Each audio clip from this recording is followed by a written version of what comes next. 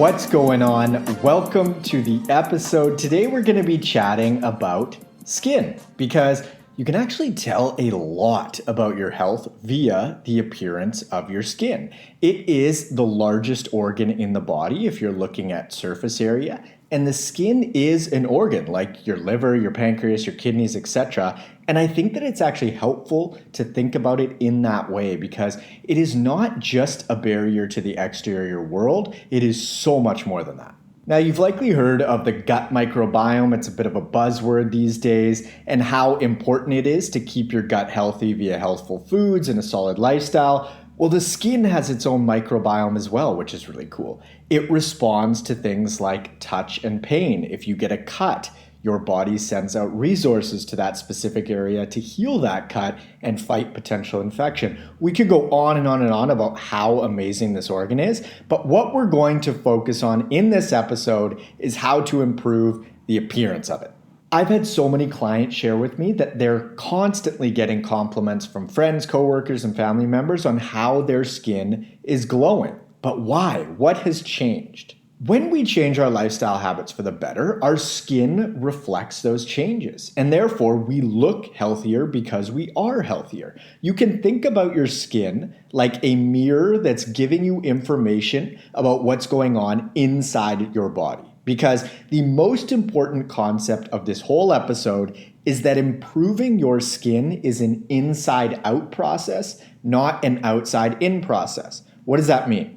It means that if your primary strategy for improving your skin is using all sorts of fancy lotions, peels, creams, scraping techniques, washes, soaps, you're actually going about things backwards. Now, the quote-unquote beauty industry does not want you to know this because it wouldn't be much of an industry if you did.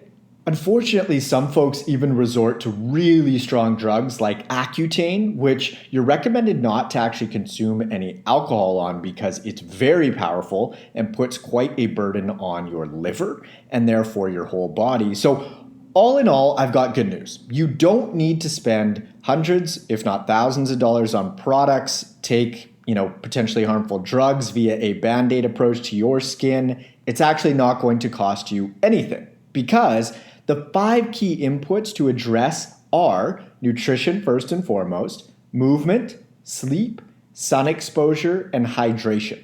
Now, you might be thinking sun exposure is an outside-in process, and Marcus, you said to focus on an inside-out approach.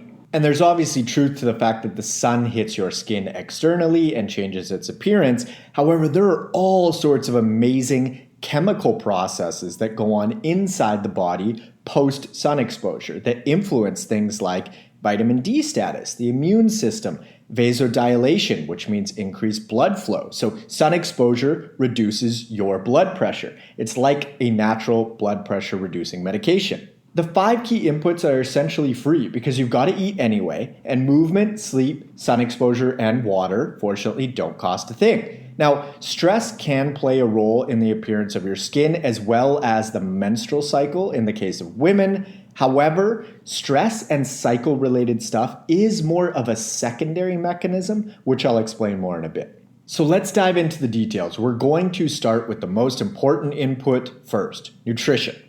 What you eat is by far your most powerful tool when it comes to getting glowing skin. And if you bypass this one, it's going to be more or less impossible to achieve that clear and glowing look because, like I mentioned, we need to take an inside-out approach, and the root of that approach all stems from your digestion.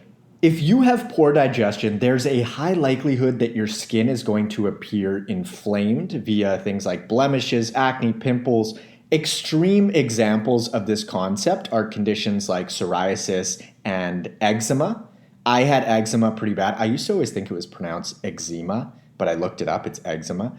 I used to have eczema pretty bad when I was younger and all into my teens and 20s until I addressed my nutrition. And fortunately, I've got it fully under control now and have for years. So this stuff that I'm about to cover is really powerful. So if your digestion is funky, first and foremost, you'll need to identify what you're not tolerating. And examples of funky digestion are things like stomach upset, cramping, bloating, constipation, diarrhea, or even fluctuating back and forth between the two.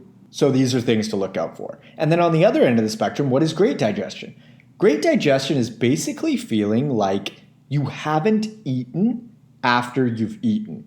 Yet your hunger has dissipated, so you feel satiated but not bloated, heavy, or weighed down. And a simple little test you can implement is the walk test. So ask yourself after you've eaten, could I go for a 20 to 30 minute walk right now and be completely unencumbered? As far as bathroom trip specifics go, it should be a smooth and rather effortless process. If going to the bathroom is straining or difficult in any way, just know that something is off.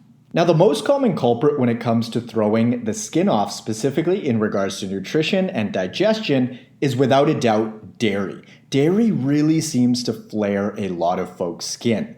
If you can tolerate it, awesome, have at it, because there are plenty of healthful dairy options and it's delicious. But if you don't digest it well and your skin isn't where you'd like it to be, I'd recommend that dairy be the first thing that you skip for at least 7 to 14 days.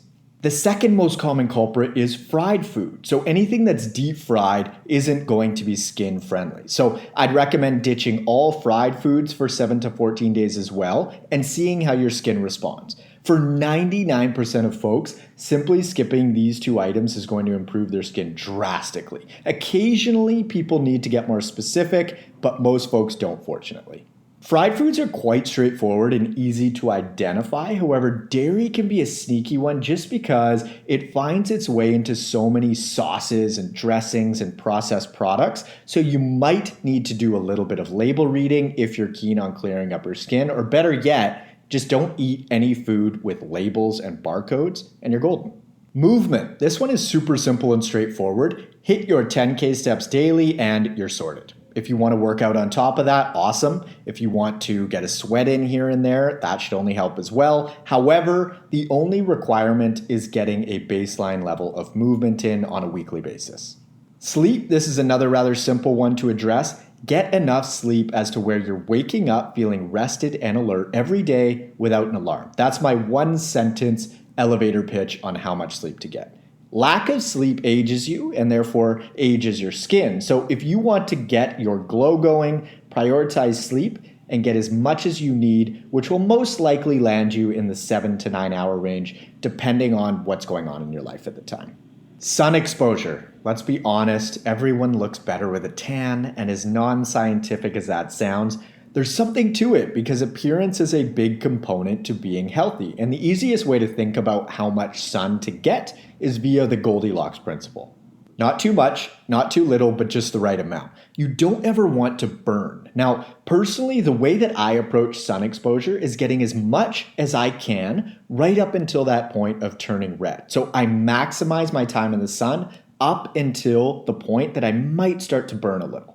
Everyone is different, of course, in regards to how much sun exposure they can handle. I'm half Indian, so I'm going to be able to tolerate a whole lot more than a redhead with freckles, for example. So just know thyself and adjust accordingly. And also in regards to sunscreen, personally, I don't use it all that often unless I'm going to be in the sun for a much longer period of time. So for example, if I'm having a beach day with my buds.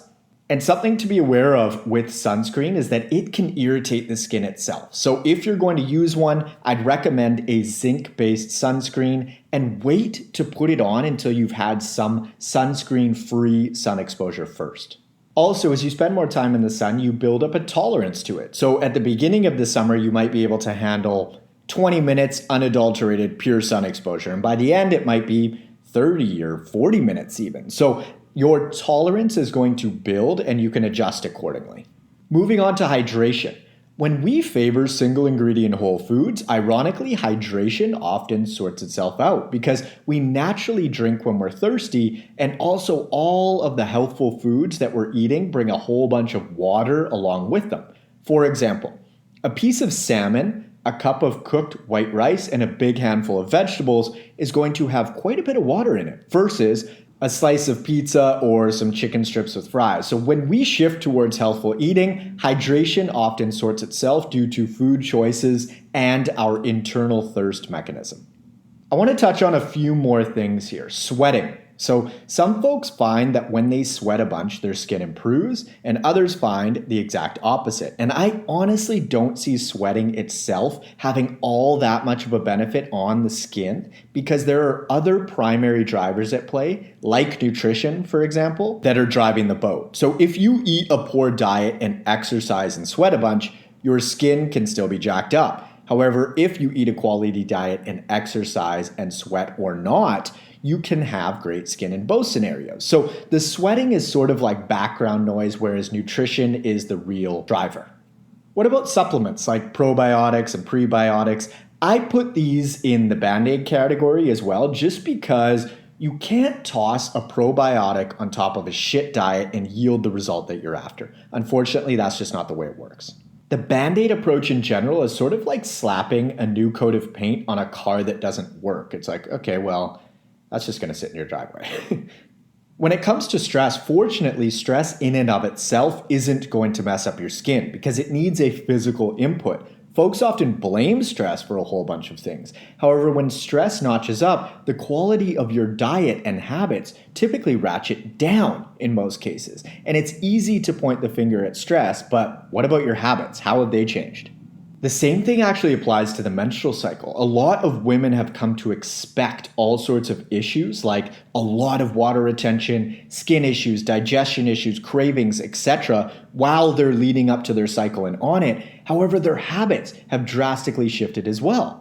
They often eat a lot more chocolate and treats because culturally women crave chocolate, in North America at least, around their cycles. And this is really interesting because these cravings are different in other areas of the world. For example, they've actually done studies on this, and women born outside of the US and Canada actually have much less of an association around chocolate and PMS. So this speaks to the really powerful cultural component around a lot of this stuff.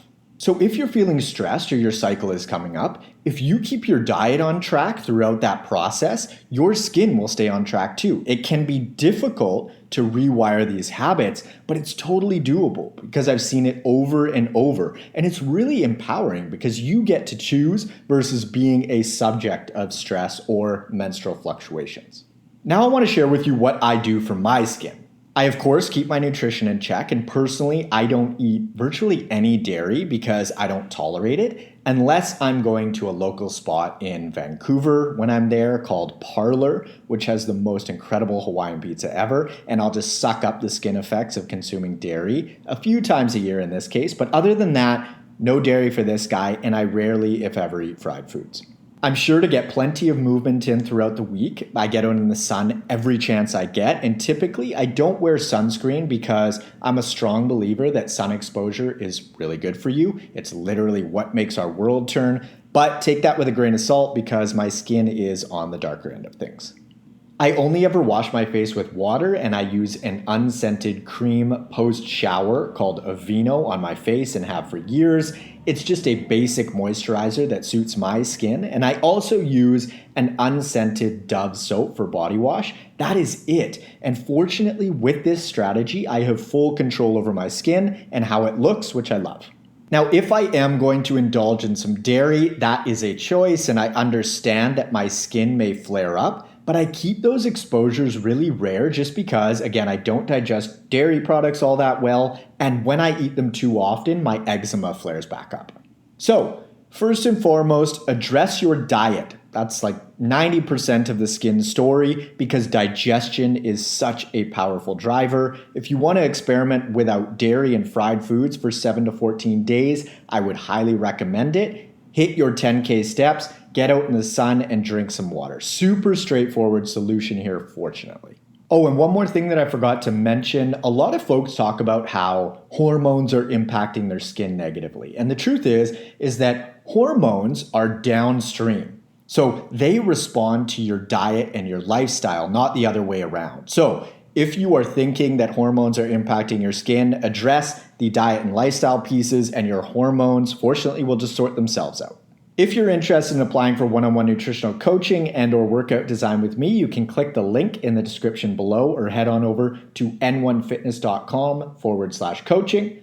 Follow me up on Instagram at n1fitness and feel free to friend me on Facebook at Marcus Sadu. Leaving an iTunes review really helps the pod grow and reach more folks. So if you're willing to do that, I truly appreciate it. And if you've already left a review, gracias. Lastly, be sure to hit the subscribe button on whatever platform you're using. Thanks so much for tuning in. I hope you found this helpful, and I will catch you on the next episode. See ya.